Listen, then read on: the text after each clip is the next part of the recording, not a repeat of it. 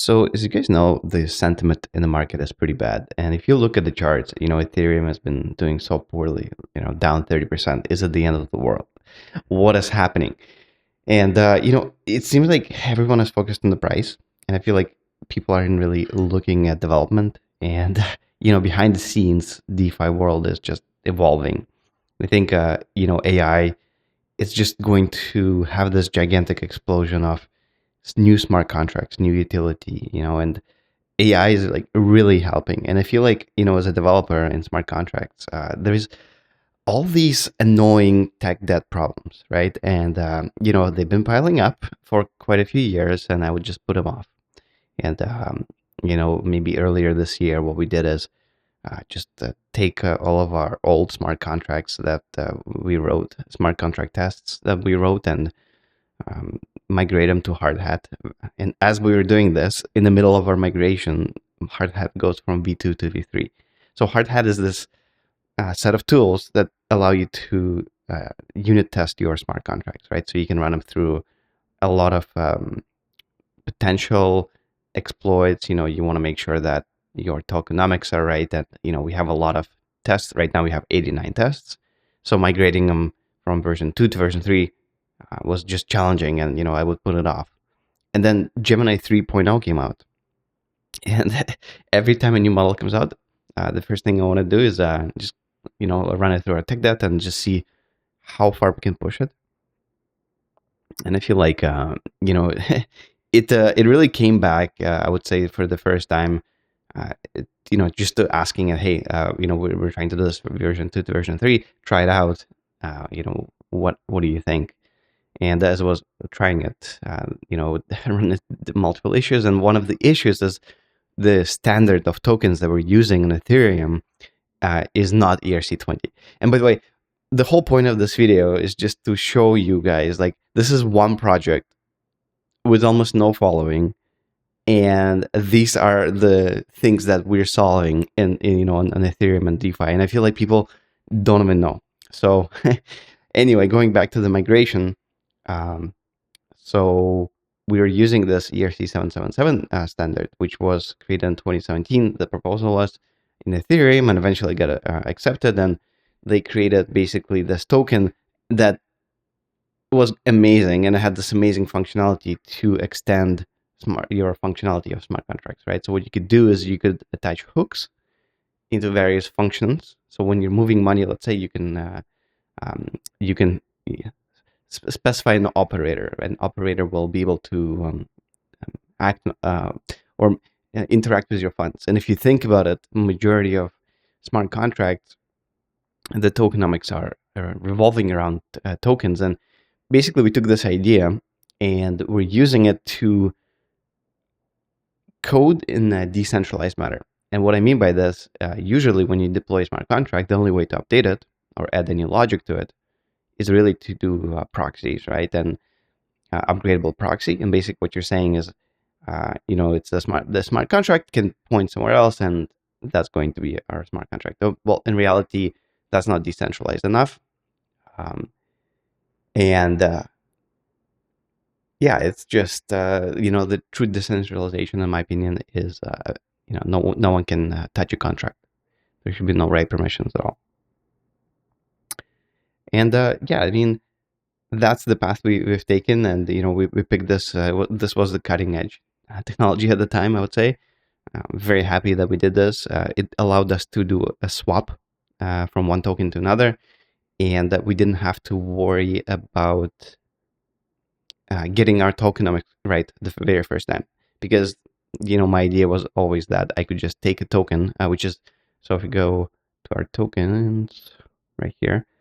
So for the very first token, this one was the swap, right? We just give out a bunch of DEM tokens to everyone that held Bulwark, and there was another token, I forgot the name. So that was like a very fair swap, because you were holding one token, you got exactly one token of them. So then what we did is we were working on tokenomics for FLUX during all this time, and the idea was, we'll do the swap for them, and then eventually we'll enable FLUX. And if there's a problem, we'll be able to give people their funds back. And that's why we had like a fail-safe in the smart contract. And as you can imagine, as your tokenomics increase in complexity, you need to do more unit tests. So I'm really glad in the beginning, we took the time, followed best standards, wrote some tests. And back then, this was using something called Drizzle. That was the name of the smart contract testing framework. And, like 5 years later, of course, there's going to be some new and more modern changes. So that's why we had to migrate to HardHat. But I didn't want to do any of these things. Like, you have unit tests that are working. Why do you need to migrate your whole stack, right? Just it's pain. And, you don't have time for that. Like, yeah, sure, it's great, but there's just no time. And this is why AI is so amazing. For people like me, it just takes care of my tech debt, right? So I don't need to spend time, or spend effort on these things. I can just let AI do it. While it's doing it, I can focus on other things, more important things. And, this is just a testament to how far AI is like evolved, because, you would think like it replaces developers. And I would say it augments developers at this point, right? So it's like you can have a team of engineers under you that are performing some very complicated tasks. And then you're just like, okay, yeah, I mean, that's pretty good. Like, okay, you're getting stuck here. This is how you would solve it. Okay, well, let's do some new patterns. So, yeah, these are all things that, I've used before. And nowadays with like Google anti-gravity, it's just amazing. I just cannot stress this enough. I've been able to just take a month or two to go through all of our contracts, like go through our decentralized dashboard. Recently, we did this like gigantic commit where we migrated. You can see here this pull request. This was massive amount of work, right? Like so basically in this patch we upgraded the state management to Zustand, which is like more modern, and everyone would know it. And we had some custom stuff, and I'm trying to basically move away from custom stuff into more modern technologies. And the reason why is because I just want to attract more developers, right? So of course I cannot live forever, right? And my idea is, if I at least leave something for for other people, so it's like, I'll give you an example. If someone were to give you something in COBOL, no one, it's very difficult. Like, the only way I would read COBOL is to just give it to AI and be like, hey, what is this? Like, figure it out, what is it doing, and give me a summary, or rewrite it on like TypeScript. So yeah, I'm just the more modern technologies, I would say, they'll just scale better, and they'll be more performant. And of course, it's the future, and things get outdated. Like, even here, for example, you can see, Moment.js, which was like a super popular framework for time, date and time management. And guess what? It's gone. Like, and now people are using Day.js. And the reason for that is because, like, for example, Day.js is smaller and it's immutable.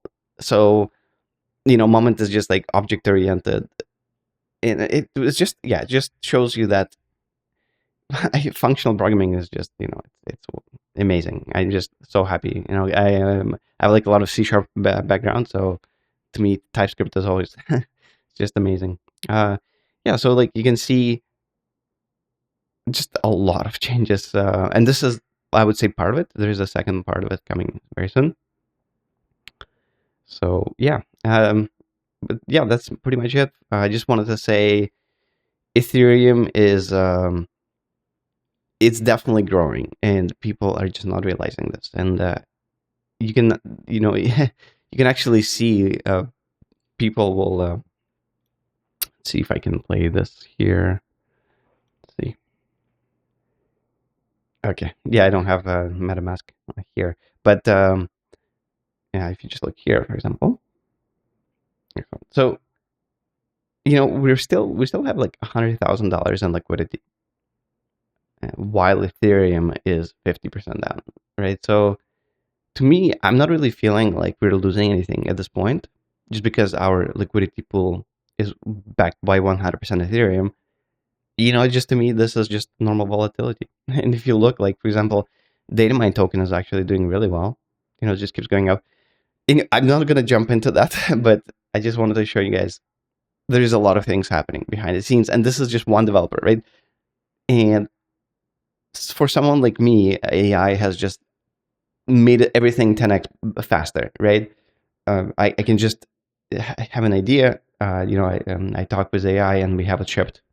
And the more modern the technology is, like, we have content delivery, and we're using like the latest and greatest and pretty and Lantern, and these are the things that I've always wanted. I just didn't have time to do it. So I'm just glad I can just sit down with AI and be like, hey, let's add prettier. Oh, wait, let's add the length, right? And then it goes and figures out like, oh yeah, in the version 6 to version 8 of Linter, now the format of the file has changed. Like, I don't need to know that. Like, I don't want to go to Linter website and figure this out.